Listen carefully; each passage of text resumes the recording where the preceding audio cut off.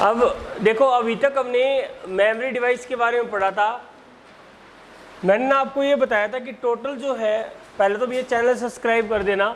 अगर ये रोज़ की लाइव वीडियो आपको चाहिए तो कंप्यूटर नॉलेज हब के नाम से चैनल है, वहाँ पर हर रोज़ की वीडियो आपको रिकॉर्डिंग मिल जाएगी। ठीक है, अब देखो ध्यान से सुनो।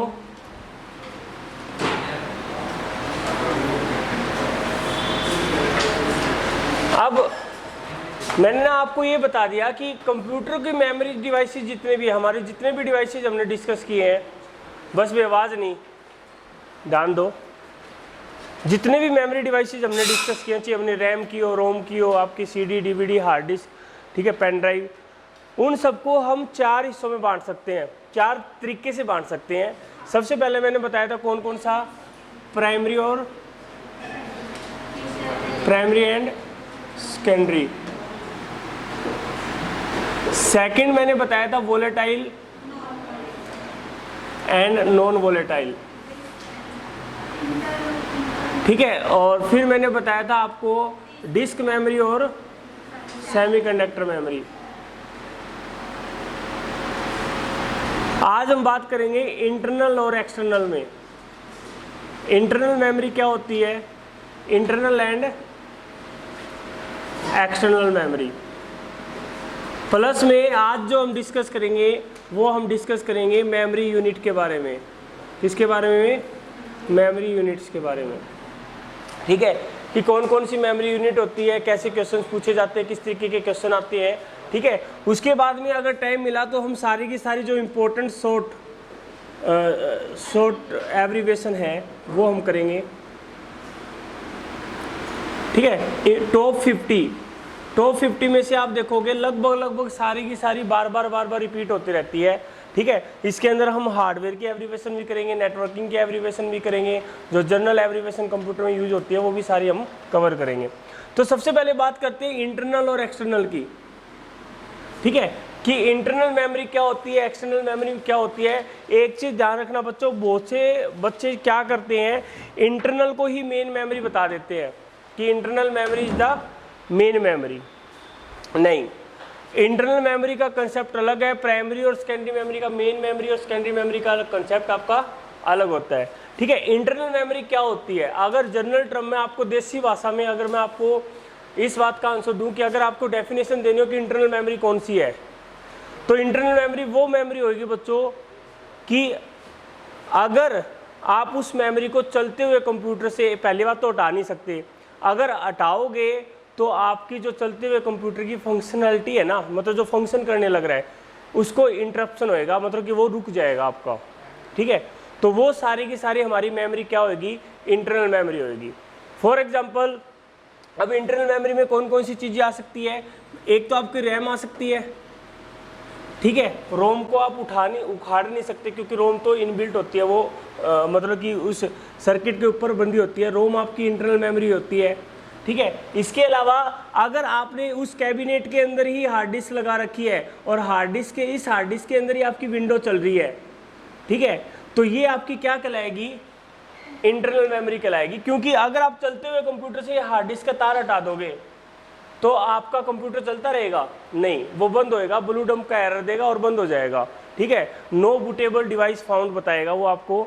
तो वो सारी की सारी क्या होती है, इंटरनल मेमोरी है। एक चीज मैं और बता दूं, आप लोग कहोगे कि सर पेन ड्राइव एक्सटर्नल है। ठीक है, हम अगर किसी ने लाइनेक्स यूज की है, लाइनेक्स का एक वर्जन आता है उबंटू, उस उबंटू वर्जन को हम केवल पेन ड्राइव में डाल करके पेन ड्राइव लगाएंगे और वो उबंटू ऑपरेटिंग सिस्टम रन कर सकते हैं। तो अब देखो मैंने बाहर से लगाई है और उसके अंदर ऑपरेटिंग सिस्टम डला हुआ है। ठीक है, और मैं उस ऑपरेटिंग सिस्टम को रन कर रहा हूं अपने कंप्यूटर में। अब ये आपकी कौन सी मेमोरी कहलाएगी, इंटरनल मेमोरी कहलाएगी। मैंने केवल सिंपल से एक डेफिनेशन दी है बच्चों, ध्यान रख लो। अगर कोई चीज़ मतलब कि ऐसी मेमोरी जिसको हटाने से कंप्यूटर की फंक्शनैलिटी में दिक्कत आए, फंक्शन करना बंद कर दें, तो वो आपकी कौन सी कहलाएगी, इंटरनल मेमोरी कहलाएगी। ठीक है, एक्सटर्नल मेमोरी वो मेमोरी जो आप मतलब कि कंप्यूटर चलते कंप्यूटर पे लगा सकते हो, चलते कंप्यूटर से हटा सकते हो, कोई दिक्कत नहीं आती, वो आपकी कौन सी कहलाती है, एक्सटर्नल मेमोरी। जैसे आपने देखा होगा, आप बार बार पेन ड्राइव लगाते रहते हो, पेन ड्राइव हटाते हो, कोई दिक्कत आती है? नहीं आती, क्योंकि उसके अंदर केवल आपका डाटा है। ये मैंने एक्सेप्शनल केस इसलिए बताया है क्योंकि ऐसा भी होता है, कई लोगों को नहीं पता, हम पेन ड्राइव से भी ऑपरेटिंग सिस्टम बूट करा सकते हैं। विंडो वगैरह बूट नहीं होती है, लेकिन आपकी लाइनक्स जो है वो बूट हो जाती है। ठीक है, तो एक्सटर्नल मेमोरी कौन सी होगी? जिसको चलते हुए कंप्यूटर में हम लगा सकते हैं, उसको हम हटा सकते हैं। जैसे आपकी CD है, DVD है, ब्लू रे डिस्क है, BRD है, ठीक है, ब्लू रे डिस्क है, आपकी फ्लॉपी डिस्क है। अगर हम हार्ड डिस्क, बाहर से एक्सटर्नल हार्ड डिस्क भी आती है जिसको हम USB केबल में कनेक्ट कर सकते हैं, ठीक है, तो एक्सटर्नल हार्ड डिस्क भी किस पे आ जाएगी? HDD भी क्या आ जाएगी आपकी? इसके अंदर आ जाएगी। ठीक है, उसके अलावा आपके SD कार्ड है, फ़ोन में जो SD कार्ड डलता है, ठीक है, वो आपके क्या है? इंटरनल, मतलब एक्सटर्नल मेमोरी है, क्योंकि हम उसको निकाल सकते हैं फ़ोन से और फ़ोन में डाल सकते हैं जब मर्जी चाहें। ठीक है, तो ये सारा कंसेप्ट होता है इंटरनल का और एक्सटर्नल का। ठीक है, हो सकता है कोई हार्ड डिस्क आपकी इंटरनल भी हो, वो इंटरनल भी हो सकती है और एक्सटर्नल भी हो सकती है। अगर हम बाहर से जा करके लगाएंगे, USB आती है ना, एक्सटर्नल हार्ड डिस्क आती है, हम USB पेन ड्राइव की तरह उसको लगा देते हैं वायर के थ्रू, और आप बाहर से भी डाटा ले सकते हो। क्लियर है? क्या कह रहे हो? हाँ, बहुत सी ऐसी, मतलब कि बहुत सी कंपनियाँ, सैमसंग की हार्ड डिस्क आती है, सीगेट की आती है, वेस्टर्न डिजिटल की आती है, बहुत सी कंपनियाँ हैं जो हार्ड डिस्क बनाती है। ठीक है, तो आप ये सारे के सारे, आपको इंटरनल और एक्सटर्नल की सिंपल सी डेफिनेशन समझ में आ गई। ठीक है, अब बात करते हैं मेमोरी यूनिट की। ठीक है, यूनिट क्या होती है? मेमोरी यूनिट मतलब कि हमें किसी भी चीज़ को मापने के लिए ना एक यूनिट की जरूरत पड़ती है। जैसे एग्जांपल के तौर पर हमें टाइम मापना है, अगर आपको टाइम मापना है तो आप किसका यूज करते हो? मतलब कि टाइम की यूनिट कौन सी है? सेकंड, सेकंड है। बेसिक यूनिट अगर मैं बात करूं तो टाइम की बेसिक यूनिट क्या है? सेकंड। हम टाइम को सेकंड में मापते हैं। ऐसे ही मुझे मान लीजिए डिस्टेंस मापने में, आपको कहूँ कि यहाँ से लेकर के उस रूम तक की डिस्टेंस बताओ, ठीक है, तो आप डिस्टेंस की जो यूनिट है वो मीटर होती है जो आप यूज करते हैं। ठीक है, ऐसे ही अगर आपको कोई वजन मापना है, वेट मापना है, तो उसकी क्या होती है? ग्राम होती है। बेसिक यूनिट क्या होती है? ग्राम। तो हर एक चीज़, जब आप मान लीजिए कोई भी चीज़ मापने के लिए आपको कोई ना कोई यूनिट का आप यूज करते हो, टाइम मापने के लिए सेकंड का यूज करते हो, वेट मापने के लिए आप ग्राम का यूज करते हो। इसी तरीके से आप मेमोरी डिवाइस लेने गए मार्केट में, ठीक है, आप जैसे एक एग्जांपल के तौर पर आपको डोली लानी है, डोली का मतलब डोलू लानी है, ठीक है, आप जाकर के ये बताओगे ना कितने किलो की डोलू चाहिए, आप एक यूनिट बताओगे। ठीक है, ऐसे ही आप मान लीजिए मार्केट में पेन ड्राइव लेने गए, SD कार्ड लेने गए, तो आपसे दुकानदार क्या पूछेगा? कितने GB का या फिर कितने MB का, कितना आपको वो मेमोरी कार्ड चाहिए। ठीक है, तो इसलिए हम यूनिट का यूज करते हैं। और ध्यान रखना बच्चों, जो मेमोरी की बेसिक यूनिट है, बेसिक यूनिट ऑफ मेमोरी क्या होता है? Is byte. Byte denoted by, मतलब कि कैसे लिखा जाता है? Denoted by capital B। ध्यान रखना, स्मॉलेस्ट यूनिट अगर आपसे पूछे, smallest unit of memory is bit, और ये कैसे डिनोट की जाती है? Denoted by small b। ठीक है, डिनोटेड बाय स्मॉल b। ध्यान रखना, जहां पर बड़ा भी हो वो मतलब बाइट की बात कर रहा है, जहां पर छोटा भी हो वो बिट की बात कर रहा है। आगे बात समझ में? अगर आपको ये लिखा है KB, ये किलो बिट है, पता है ये जो एयरटेल वाले, जियो वाले इसी तरीके से अपने को चुनना लगाते हैं। आपको क्या कहेंगे? 8 Mbps की स्पीड आएगी जी, आप सोचोगे 8 MB, लेकिन ये बाइट नहीं है, ये क्या है? बिट है। इसका कहने का मतलब सिंपल सा है, मैक्सिमम स्पीड कितनी आएगी? 1 Mbps। बड़ा वाला V अब लगा है। ठीक है, बात समझ में आ रही है? तो बेसिक यूनिट क्या है? बाइट है, और इसको डिनोट किया जाता है B से। स्मॉलेस्ट यूनिट क्या है? बिट है, उसको डिनोट किससे किया जाता है? स्मॉल b से। क्लियर है? आजकल जो ट्रेंड में चला हुआ है, आजकल जो बहुत ज़्यादा क्वेश्चन पूछा जा रहा है, क्या इन दोनों के बीच की कोई यूनिट है? बेसिक यूनिट या फिर बीच की कोई यूनिट है? जैसे कि एग्जांपल के तौर पर अरे रुक जाओ, सुन लो। देखो हम क्या करते हैं, एक यूनिट से हमारा काम नहीं चलता। मान लो कि अगर हम टाइम को सेकंड में मापते रहें, ठीक है, तो हमारा काम चल जाएगा। हम बता देंगे कि आपको बैठे हुए कितने टाइम हो, मतलब मैं आपसे ये पूछूं आपको क्लास लगाते हुए कितना टाइम होगा और आपको वो टाइम सेकंड में मापना हो, दिक्कत हो जाती है ना। तो इसलिए हम क्या करते हैं, हम ना ड्राइव करते हैं, यूनिट्स को ड्राइव करते हैं। यूनिट का मतलब एक बेसिक यूनिट से हम और यूनिट्स बनाते हैं। जैसे कि मीटर आपकी बेसिक यूनिट है, आपको लंबी दूरी डिस्टेंस मापनी है तो आपने उसको किलोमीटर बना दिया, ठीक है। किलोमीटर से भी लंबी है तो आपने उसको मील बना दिया। अगर मीटर से छोटी लेनी है तो आपने सेंटीमीटर बनाए, मिलीमीटर बनाए, ठीक है। तो हम यूनिट को ड्राइव करते हैं। इसी तरीके से आपको ज़्यादा डाटा स्टोर करना है तो आप बाइट्स में नहीं डाटा मापोगे, बाइट से भी और बहुत सी यूनिट्स होती है, ठीक है। ऐसे ही आप अगर मान लो कि इससे छोटी जो यूनिट है, बाइट से छोटी यूनिट होती है बिट। अब बात ये थी कि क्या इन दोनों के बीच की कोई यूनिट होती है? यस होती है, ठीक है। एक होती है निब्बल। अब निब्बल क्या होता है? Nibble is equal to 4 bit. ध्यान रखना, निब्बल किसके इक्वल होता है? 4 बिट के। 4 बिट को मैं हाफ बाइट बोल सकता हूं, पक्का? ठीक है। तो निब्बल क्या होता है? Nibble is the combination of 4 bit is equal to half byte. Clear है? हाफ बाइट को हम निब्बल बोलते हैं। अब मान लो आप मुझे बताओ मेरे पास 8 बाइट है, इसमें कितने निब्बल होंगे? क्वेश्चन इस तरीके से पूछा जाएगा। 8 बाइट है, उसमें कितने निब्बल होंगे? कौन कौन कहते हैं 4 निब्बल होंगे? कौन कौन कहते हैं 16 निब्बल होंगे? अरे तुम क्या कह रहे हो ये तो बता दो ना। तो 4 प्यारे। अरे मैंने ये बोला कि एक, अगर मैं आपसे पूछूं 1 बाइट में कितने निब्बल है, 1 बाइट में कितने निब्बल है, तो आपको पता है 2 निब्बल है। अरे 1 बाइट में कितने निब्बल है? मैंने बताया 1 निब्बल हाफ बाइट के इक्वल है। तो 1 बाइट में कितने निब्बल होंगे? 1 बाइट में कितने निब्बल होंगे? 2। 1 बाइट में कितने निब्बल है? 2। 8 बाइट में कितने निब्बल होंगे? 16। बस सिंपल सी कैलकुलेशन है, लेकिन वो कैलकुलेशन में आपको ले डूबेगा, ठीक है। कंफ्यूज इतना कर देगा कि आपको समझ में नहीं आएगा। अब जैसे एग्जांपल के तौर पर आपको ये पूछ ले, अरे गुरुजी सुन लो, अगर आपसे ये पूछ ले कि ये बताओ 32 निब्बल में कितने बिट है? ट्रिकी क्वेश्चन यहाँ पे आपको, बिल्कुल सिंपल सा क्वेश्चन है लेकिन आपको ट्रिकी लग सकता है। 32 निब्बल में आपको बिट पूछ लिए। अब आपको ये पता है 1 निब्बल में कितने बिट है? 4। तो 32 में कितने होंगे? 32 चौका 128। बस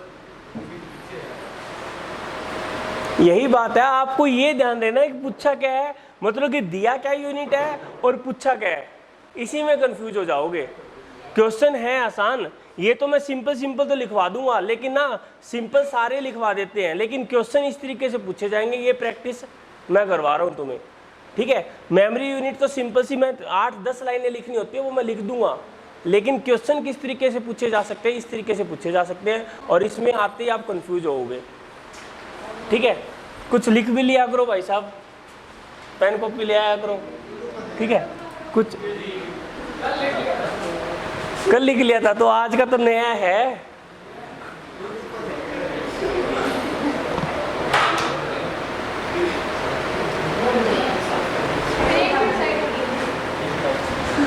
हाँ ये आजकल मतलब कि लिखने का तो छुट्टा ही हुआ है बस। हाँ मैं कह ही नहीं रहा, तुम तो पढ़े हुए हो, बस ये लिखे हुए का फोटो खींचने में लग जाते हैं। अरे तुम मान लो फोटो खींच के ले भी गए यहाँ से, ठीक है, फिर भी लिखना तो पड़ेगा घर जाके भी, तो ये टाइम भी वेस्ट कर रहे हो, ठीक है, और घर जाके फिर दोबारा टाइम वेस्ट करोगे। इसलिए हर बार की हर बार लिख लिया करो। चलो क्या कह रहे हो? तो अब तो लिख लो। 4 घंटे बैठोगे, 4 घंटे क्लास में बैठोगे तो 4 घंटे मतलब कि कुछ ईशा तो लेके जाओ। मैं तो कहने लग रहा हूँ मेरे नोट्स बना के ले जाओ। ले ली? चलो बढ़िया है। इस तरह के बंदे होने चाहिए, मतलब कि नुका मेमोरी में फिट कर ली मैंने तो। चलो बढ़िया है अभी। नहीं भाई, ना ना पूछना नहीं है।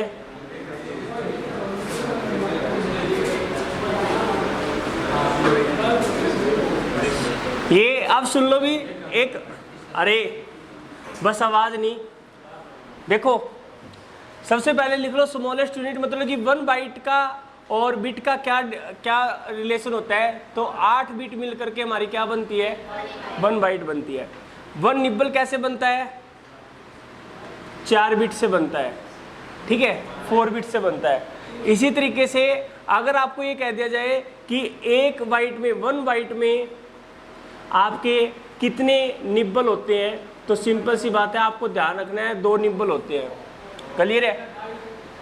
अब देखो एक ना किलो यूनिट होती है, किलोग्राम, किलोमीटर, ठीक है। किलो का मतलब अगर आप जनरल टर्म में मैथ में बात करें तो किलो का मतलब 10 की पावर 3 होता है। अगर कोई मान लो कि कई लोगों से आपने देखा होगा कि कितनी सैलरी दे रहे हैं, वो कहते हैं भी 30 के दे देंगे। 30 के का मतलब 30 किलो चीनी नहीं देंगे, वो आपको 30,000 रुपये देंगे, ठीक है। किलो का मतलब होता है 1000। लेकिन कंप्यूटर में किलो का मतलब नहीं होता। क्यों? क्योंकि कंप्यूटर जो है डेसिमल नंबर सिस्टम को नहीं समझता, कंप्यूटर समझता है बाइनरी को, ठीक है। बाइनरी में क्या होता है, 0 और 1 2 ही डिजिट होती है। और यहाँ पर किलो क्या बनेगा, 2 की पावर 10, इसको हम किलो बोलते हैं, ये हमारा किलो कहलाता है। और 2 की पावर 10 होता है 1024। तो कंप्यूटर में सारी की सारी यूनिट 1024 से चलेगी, ठीक है। अब देखो 1024 बाइट अगर हम मिला दें तो ये हमारा क्या बनेगा, 1 KB। क्या बनेगा, 1 KB, ठीक है। अप्रोक्सीमेटली ये 1000 बाइट के इक्वल हो जाता है, भी ध्यान रखना, ठीक है। उसके बाद में 1024 KB मिला दें तो ये क्या बनेगा, 1 MB। MB का मतलब होता है मेगाबाइट, KB का मतलब होता है किलोबाइट।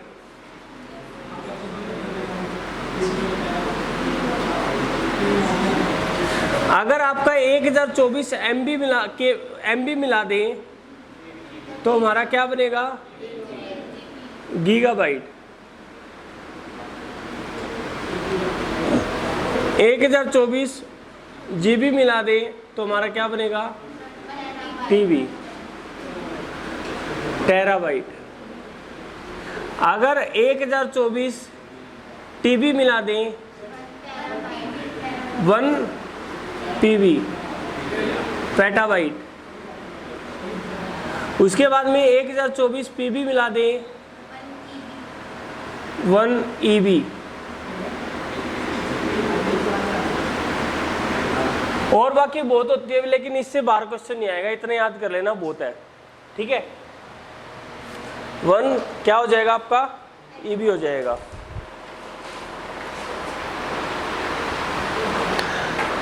अब 2 चीजें याद रखना, बहुत बार क्वेश्चन पूछा जा चुका है हायर लेवल पर, हो सकता है इस बार आपसे भी पूछ ले, ठीक है। जैसे आपसे ये पूछा जाता है कौन सी ऐसी यूनिट है मेमोरी की जिसके अंदर मिलियंस ऑफ बाइट होते हैं। मिलियंस का मतलब क्या होता है, 10 लाख। कितना होता है, मतलब कि 10 की पावर 6 मिलियन होता है, ठीक है। तो ये कितने बाइट होंगे, ये आपका 1 MB में कितने बाइट होते हैं। देखो 1024 तो यहाँ पर आए और 1024 यहाँ पर, जब हम अप्रोक्सीमेटली 1000 × 1000 करते हैं तो हमारे क्या बन जाते हैं, 10 लाख बन जाते हैं। और 1 MB में मिलियंस ऑफ बाइट होते हैं। ये बहुत बार क्वेश्चन हायर लेवल पे पूछा जा चुका है। मिलियंस ऑफ बाइट किस में होते हैं, MB में, ठीक है। उसके बाद में 1 GB में आपकी कितनी बाइट होती है, 1 बिलियंस ऑफ बाइट होते हैं अभी, ठीक है। कितने बाइट होते हैं, बिलियंस ऑफ बाइट आपके 1 GB में होते हैं, ठीक है। तो ये चीजें आपको ध्यान में रखनी है। अब एक चीज बताओ, चलो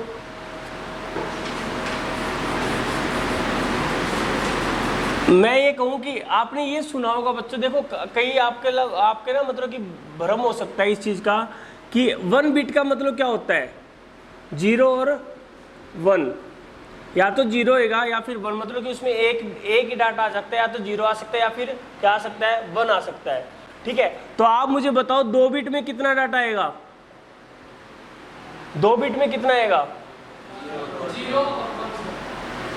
अरे 1 बिट में मैंने बोला कि 1 कैरेक्टर आ सकता है।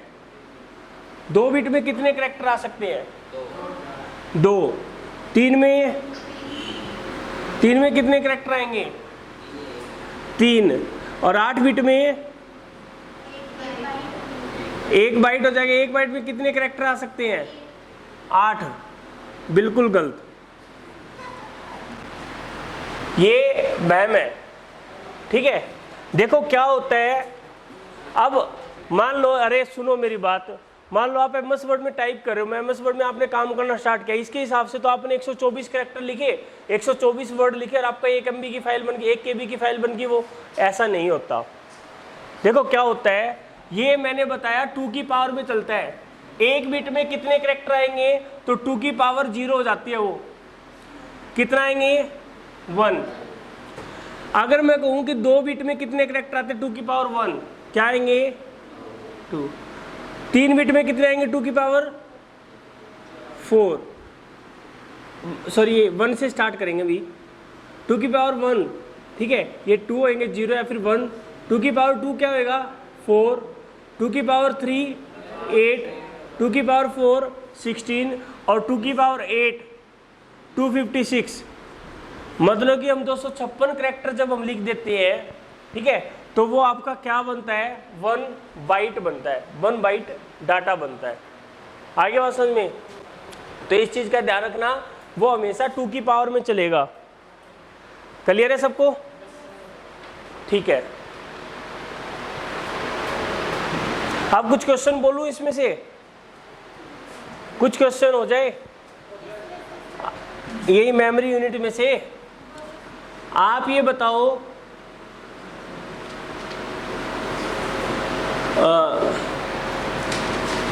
चलो 1 TB के अंदर कितने KB होते हैं? How many KBs are there?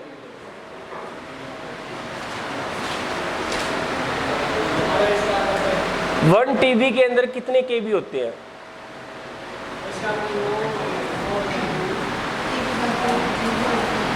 मैंने यहां से हमें पहुंचना है यहाँ पर।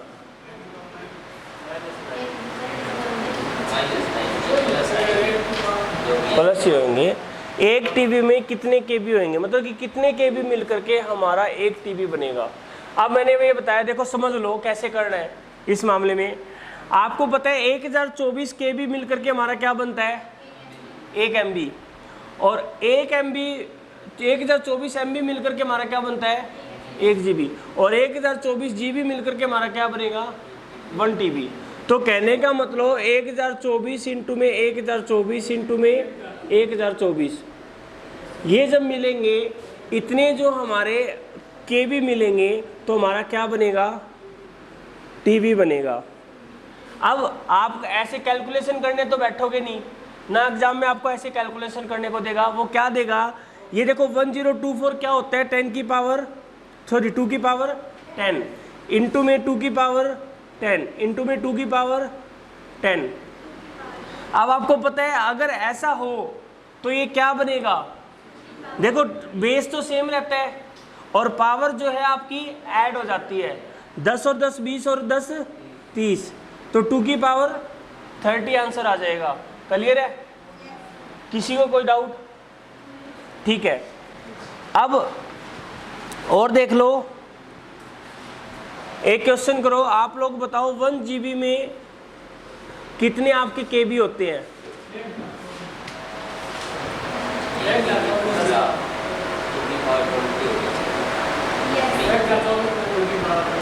1024 गुना, देखो वही फिर से 1024 KB मिल करके 1 MB मिलेगा और 1024 MB मिल करके हमारा GB बनेगा। तो 1024 इंटू 1024 2 की पावर 20 आंसर आ जाएगा। ठीक है, अब की बार बताइए पहलवान, 1 MB में कितने बाइट होते हैं?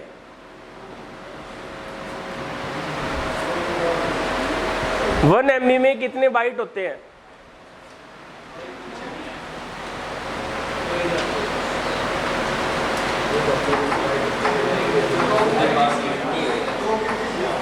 रुक तो जा। हाँ क्या होएगा प्रियंका?